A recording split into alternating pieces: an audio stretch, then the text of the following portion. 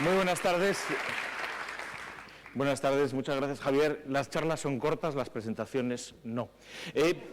Yo quería comenzar, ya que me habían dado el honor de poder comenzar con esta serie de charlas, hablando que realmente estos 100 años de física, por poner, este siglo de la física, ha sido realmente una ruptura con esa idea de que todo podía ser eterno, la mecánica perfecta, determinismo, todo este tipo de historias, ¿no? Y por eso se me ocurrió ponerle a la charla el título de El fin de la eternidad. Lo que pasa es que, evidentemente, no era el primero que hacía eso. En el año 1953, el escritor de ciencia ficción y divulgador también científico y químico, Isaac Asimov, habría escrito precisamente una novela en la que imaginaba una especie de sociedad que a lo largo del tiempo va controlando la evolución humana para precisamente mantenerla con una serie de parámetros, ¿no? Una historia bastante curiosa, que él comentaba que empezó a pensar en ella cuando, hojeando un número de la revista Time del año 1932, vio una ilustración de algo que parecía una explosión nuclear. Se trataba de una ilustración similar a esta del Old Faithful, del un geyser que está en el Parque Yellowstone, y que es un fenómeno natural. Pero él partía un poco de esa idea: ¿qué habría pasado si en el año 32 se hubiera podido tener este objeto que pues unos 12 o 14 años antes de lo que hubiera pasado, de lo que sucedió realmente, ¿no? Es lo que, algunas veces, algunas de las erupciones que tiene este geyser realmente parece y llegan a formar esos hongos curiosos, ¿no? Lo cierto es que esa anécdota no era la primera vez que se planteaba por Isaac Asimov o por alguien, ¿no? De hecho, ya llevaba, y tiene un nombre que inventó un criptozoólogo, un pseudocientífico llamado Ivan T. Sanderson, escocés, y que él habló de los out of place artifacts, es decir, objetos fuera de su tiempo o de su lugar, podríamos decir, los OPART, que tienen mucha fama. Durante mucho tiempo, ese mecanismo de antiquitera, encontrado que ahora sabemos que era una muy interesante calculadora mecánica astronómica, pues se pensó que era imposible, ¿no? Como los griegos de hace 2000 años iban a poder haber hecho esa máquina calculadora enorme. Eso tenía que ser algo que habían traído posiblemente los extraterrestres. O ese famoso mapa de Piri Reis, que nos lo seguirán vendiendo una y mil veces, como un mapa que tiene un perfecto detalle de las costas antárticas antes de que nadie descubriera la Antártida, aunque no sea así, da igual. ¿Por qué? Porque estos misterios han generado y han vivido en un mundo en el que le gusta el misterio, ¿no?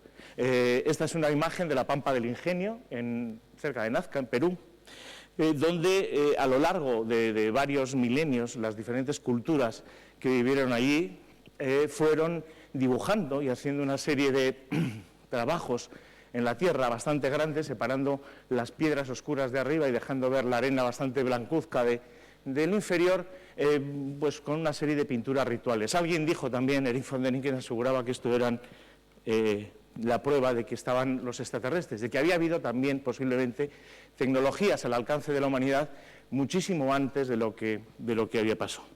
Estamos hablando de cuántica y evidentemente una de las consecuencias del siglo de la física, de la mecánica cuántica, fue el control de la energía atómica. Hay quien afirma, como Zecharia Sitchin, un hombre también que vivió muy bien y contó muchas historias de que ante los antiguos sumerios tuvieron una cultura y un conocimiento muy por encima de lo que tenemos incluso ahora. Él decía, por ejemplo, que el fin de Acadia y Sumer se produjo precisamente por una guerra termonuclear que se llevó así. Algunos de los testimonios recogidos en aquellas culturas hablan de fuego rojo, de tal, y bueno, esto vende muy bien, ya sabéis, hay programas que se dedican a hablar de estas unas otras cosas. En el año 95, Ray Santilli, un sujeto perfectamente lícito, se le ocurrió vender una película con la supuesta autopsia realizada por un extraterrestre en la base aérea de Roswell, ese lugar mítico para la ufología en Nuevo México, donde también pues unas razas extraterrestres habían entrado en contacto en el año 47 con los Estados Unidos. Los pseudocientíficos españoles vivieron durante un buen tiempo vendiendo esto, por más que ya desde el primer momento se habló de que esto era claramente un producto fraudulento y destinado pues para vender libros, en este caso vídeos y todo este tipo de cosas. Algunos llegaron hasta el extremo, y tampoco eran los primeros, y esto se ha dicho muchas veces, de que en el año 47, cuando se descubren y se realizan los primeros transistores, un producto también que no había sido posible si no hubiéramos vivido en este siglo de la mecánica cuántica, esos primeros transistores no fueron realizados en los laboratorios Bell, no fueron una tecnología procesada, pensada y teorizada primero con un conocimiento de materiales y del estudio, los semiconductores y todo este tipo de cosas que sabemos cómo fue, sino que fue realmente el producto de una tecnología fuera de su lugar. Venía de los extraterrestres, precisamente de los que habían venido a Roswell.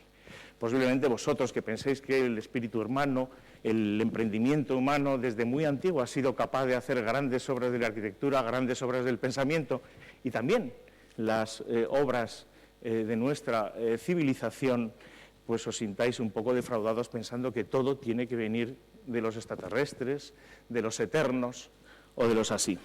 Lo cierto es que, como decía, mi pequeña contribución, mi breve comentario, y era lo que quería plantear, iba precisamente a que esta realidad cuántica, esta realidad no tan determinista, sino estadística, ese cambio, sin embargo, por una capacidad de precisión en las medidas como nunca en la historia humana se había producido de los fenómenos físicos, conllevaría una cierta asunción general de un escepticismo hacia este tipo de afirmaciones como las que brevemente he recorrido, sobre esas eternidades completamente absurdas. Sin embargo, lo cierto es que ha ido pasando casi lo contrario, y lo cuántico se ha convertido en un adjetivo que vende misterio a veces, vende imaginación, incluso algunos físicos han jugado también a pensar que esto, ¿no? Le pones la cuántica, además la pones con Q y todavía posiblemente suena más así.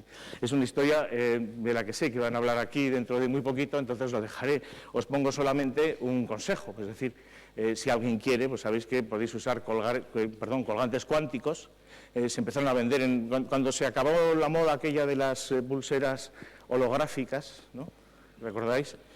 Sí, ahora nos reímos todos, pero todo el mundo llevaba una. Gente muy famosa y así se puso la pulsera. Bueno, pues cuando se acabó ese negocio se puso de moda el colgar cuántico, las pulseras y collares cuánticos. Las organizaciones de consumidores han denunciado a estos productores, pero se siguen encontrando por ahí y afirman pues, cosas como esas, como, bueno, valen para todo. Esto es lo más bonito de este tema.